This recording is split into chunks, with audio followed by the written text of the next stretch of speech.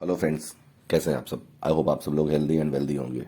Friends, आज मैं एक ऐसी कंपनी की बात करने जा रहा हूं जो कि कभी 140 रुपीज़ के पर ट्रेड करती थी। 140 रुपीज़ आप देख रहे हैं यहाँ पे चार्ट पे। अगर आप ध्यान से देखेंगे तो ये कंपनी कभी 138 139 142 रुपये तक हाई बनाई है। और उसके बाद जब ये गिरना शुरू हुई तो आज के डेट में आप देखेंगे तो 7 रुपये 16 पैसे की है। आप यहाँ देख रहे होंगे 7 रुपये 16 पैसे पे भी ट्रेड कर रही है। मैंने इस कंपनी को क्यों खरीदने के लिए प्लान किया या क्यों मैं अपने पोर्टफोलियो में इसको ऐड कर रहा हूँ, वो मैं अभी सब रीजन बता रहा हूँ। इसका अगर मैं वीकली चार्ट देखता हूँ तो आप इसका वीकली चार्ट देखेंगे तो ये काफ़ी अभी सही सिचुएशन में आ चुकी है। इसने अभी रिसेंट में ही लगभग 11 रुपये 20 पैसे का हाई बनाया था। ये बात मैं कर रहा हूँ लगभग जनवरी 2022 की, 1 डेढ़ साल पहले इसने 11 रुपये का, अभी ये मिनिमम 11 रुपये तरफ जा रही है। उसके बाद अगर आप थोड़ा सा पेशेंस रखेंगे तो 30 रुपये का भी लेवल दिखाएगा, बहुत जल्द दिखाएगा। मैं बात कर रहा हूँ जेपी पावर की, जयप्रकाश पावर कंपनी की। ये कंपनी बहुत अच्छी नहीं है, बट हाँ अभी इसके फंडामेंटल्स सुधरने शुरू हो गए हैं। तो जिस कंपनी के अगर कर्ज कम होगा, दिन पर दिन अगर कर्ज कम होगा, तो ऑब्वियस सी बात है कंपनी ग्रो करेगी और पुराने लेवल की तरफ जाएगी। इसका अगर डेली चार्ट अगर आप देखते हैं तो डेली चार्ट बहुत खूबसूरत इसने एक, ये देखिए चार्ट पैटर्न पे इसने ब्रेकआउट दिया है। ये जो ब्रेकआउट है अगर आप ध्यान से देखेंगे तो बहुत दिन से ये इसी लेवल पे स्ट्रगल कर रहा था, 6 रुपये 60 पैसे 65 पैसे, इसी लेवल पे जाके ये अटक जाता था। कल इसने इस लेवल को तोड़ा, जैसे इसने इस लेवल को तोड़ा और बहुत अच्छी कैंडल, 2 कैंडल आप ध्यान से देखेंगे जिसने बहुत ही अच्छी कैंडल बनाई है। ये वाली कैंडल आप ध्यान से देखेंगे यहाँ पे, ये वाली, तो इसने यहाँ पे देखिए लगातार ये देखिए ऊपर जा रही है, अभी ऊपर की तरफ जा रही है।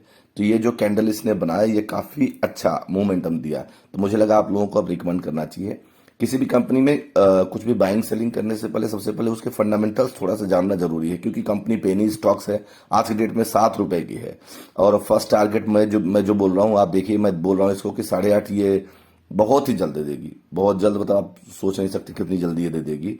और दूसरा टारगेट मैं फिर बोल रहा हूँ कि ये 11 रुपए का देगी और उसके बाद चलेगी तो 30 रुपए तक जाएगी ये, क्योंकि इसके बीच में बहुत ज्यादा इसमें स्ट्रगल नहीं है।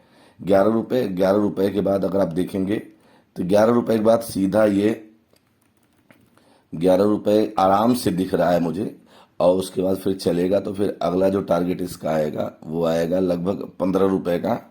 15 रुपए को ऊपर चलेगी, थोड़ा सा आपको मगर पेशेंस रखना पड़ेगा। अगर आपको पेनी स्टॉक्स को मल्टी बैगर बनाना है तो मल्टी बैगर बनाने के लिए देखिए 26 रुपए 25 रुपए आसानी से टारगेट देगा ये। बट ये मल्टी बैगर बनने के लिए आपको थोड़ा सा पेशेंस रखना पड़ेगा। इतनी जल्दी अगर आप भागेंगे कि नहीं मैं तुरंत अभी 1 महीने 2 महीने में, 1 2 महीने में हो सकता है 11 रुपए तुरंत दिखा दे। 7 रुपए से 11 रुपए भी 60 रुपए होते हैं, 60% होते हैं, सॉरी। तो 60% कटे देगी। जयप्रकाश पावर वेंचर 4900 करोड़ की कंपनी है। फंडामेंटल बिना जाने अगर आप कोई ट्रेड करेंगे पेनी स्टॉक्स में तो आपका पैसा यस बैंक जैसा ही हो जाएगा। करंट प्राइस 7 रुपए है। सबसे अच्छी बात है इसने इस साल का जो हाई है वो 9.5 रुपए है, 9 रुपीज 45 है। लो 5.15 का बनाया था, अभी 7.15 पे है। तो 7.15 से अगर 9.45 भी जाती है तब भी आपको लगभग 35% का ग्रोथ देगी। ग्रोथ के बाद मैं बात कर रहा हूं इसका बुक वैल्यू, इसकी बुक वैल्यू है 15.20 बुक वैल्यू है। अभी 7 रुपए पे टहल रही है, इसका मतलब कहीं ना कहीं ये अभी डबल होने के पूरे चांसेस हैं और इसी साल ऊपर वाला चाहेगा तो जल्द ही, बहुत ही जल्द हो जाएगा। ये कंपनी अगर आप देखेंगे तो business of thermal and hydro power generation, बिजली बनाती है, coal mining and cement grinding में है। इस कंपनी का जो सबसे अच्छी बात है जो मुझे समझ में आया था वो आया था इसका क्वार्टर रिजल्ट। क्वार्टर रिजल्ट आप ध्यान से देखिएगा तो आपको सब आंसर समझ में आ जाएगा कि मैं क्यों बोलना चाह रहा हूं। आप अगर ध्यान से देखिए तो ये देखिए इसका नेट प्रॉफिट 4 क्वार्टर का देखिए तो जून में 242 करोड़ का, फिर उसको 75 करोड़ का, फिर 218 करोड़ का लॉस, 44 करोड़ का लॉस। बट इस जून में अभी जो आया है उसमें 192 करोड़ का प्रॉफिट किया इसने। मतलब कंपनी के जो फाइनेंशियल्स अभी तक डाउन थे वो अभी सुधरने शुरू हो गए हैं। हमें इसी चीज का जरूरत होता है। अगर सही टाइम पे आपने इस स्टॉक को लपक लिया तो बहुत ही अच्छा आपको रिजल्ट देगा। नेट प्रॉफिट आप देखेंगे तो लगातार 3 सालों का, पहले देखिए यही कंपनी जहां 243 करोड़ का लॉस, 1295 करोड़ का लॉस, 1690, 367, 2147 लॉस, फिर 281 करोड़ प्रॉफिट, 107, 55, अब प्रॉफिट हो गई। पहले जो कंपनी लॉस देती थी अब वही कंपनी प्रॉफिट दे रही है। दूसरा, अगर आप इस कंपनी का सबसे बड़ी जो बात है 2015 में बोरोइंग, ये देखिए यहां पे लिखा हुआ है बोरोइंग वाला अगर चैप्टर देखेंगे तो 2015 में 32 करोड़ का मतलब लोन था, फिर उसके बाद 25 करोड़ का, 23 करोड़ का, 23 करोड़ का, 2020 में 5,991 करोड़ का इन्होंने अपना एसेट बेचा और 5,991 करोड़ हो गया। और अभी मार्च 2023 में 4700 करोड़ सिर्फ बोरोइंग रह गई है। उसके अगेंस्ट इनके पास 3592 करोड़ का रिजर्व भी है। मींस कंपनी लगातार अपने डेट को रिस्ट्रक्चर कर रही है, उसको घटा रही है और लगातार अपने प्रोग्रेस पे ध्यान दे रही है। इसलिए अब इसकी फाइनेंशियल हालत ठीक हो गई है।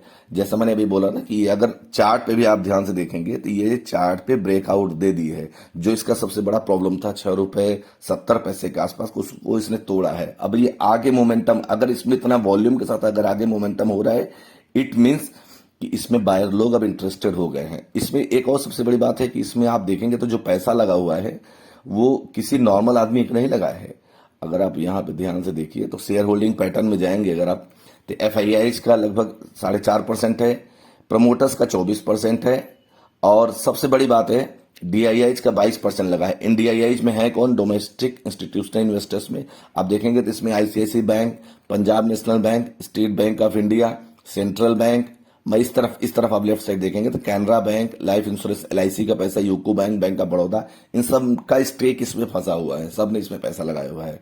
जब ये बैंकों ने अपना पैसा लगाया हुआ है तो हमें लगाने में कोई बहुत ज्यादा रिस्क नहीं है। 7 रुपए का स्टॉक है, आप बहुत ज्यादा ना लेकर के 1000 स्टॉक भी लेते हैं तो भी अगर ये 7 का 30,000 या और आगे जाता है तो ये काफी अच्छा आपको 3, 4, 5 गुना मल्टीप्लाई करने का दम रखता है। बट अभी आपको थोड़ा सा इस पर रिसर्च करने की जरूरत है। आप अपनी रिसर्च करिए और टाइम मिले तो थोड़ा सा इसमें थोड़ा इन्वेस्टमेंट, पेनी स्टॉक्स है तो बहुत ज्यादा नहीं होना चाहिए कि आप सारा पैसा पेनी स्टॉक में डाल दें। बट हाँ 2%, 5% अपने पोर्टफोलियो का इसमें आप प्लान कर सकते हैं। बाकी अपनी एडवाइस लीजिएगा, अपनी जो भी आप जहां से भी फाइनेंशियल एडवाइस लेते हैं। मेरे हिसाब से मैं अपने पोर्टफोलियो में इसको ऐड कर रहा हूं। अगर